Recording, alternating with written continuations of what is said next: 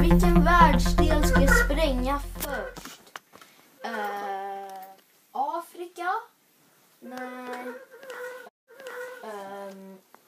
Syrien? Nej. Irak? Nej. Men vad ska jag heta? Jag vet inte. Googlar. Då ska vi se.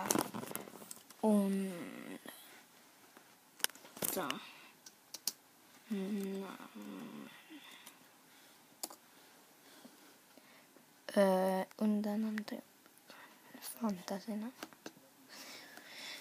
Vad är det här? Ja men jag kan...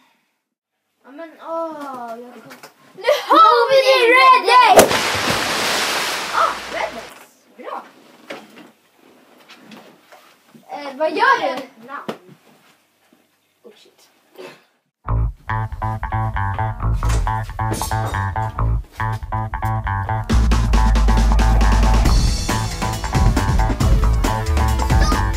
Du kommer aldrig stå mig!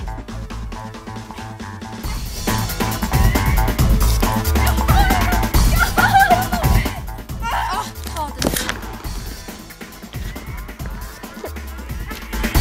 Jag har en sliperjacka igen. En jacka igen!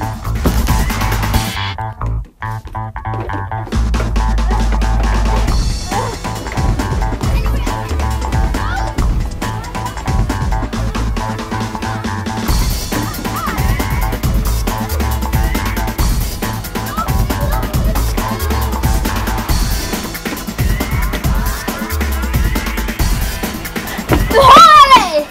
Ett steg till och jag trycker på knappen. Och vad händer då? Jag spränger ihop luften.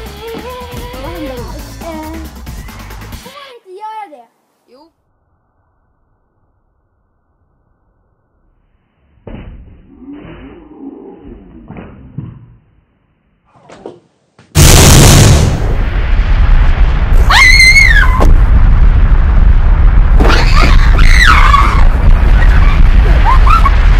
Bra, tack för att ni kollade på den här videon. Glöm inte att gilla och kommentera.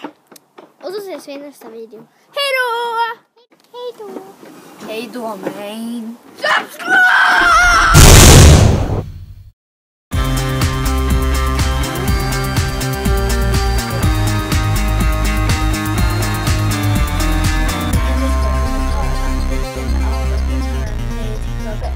Ettan, tvåan, trean, fyran.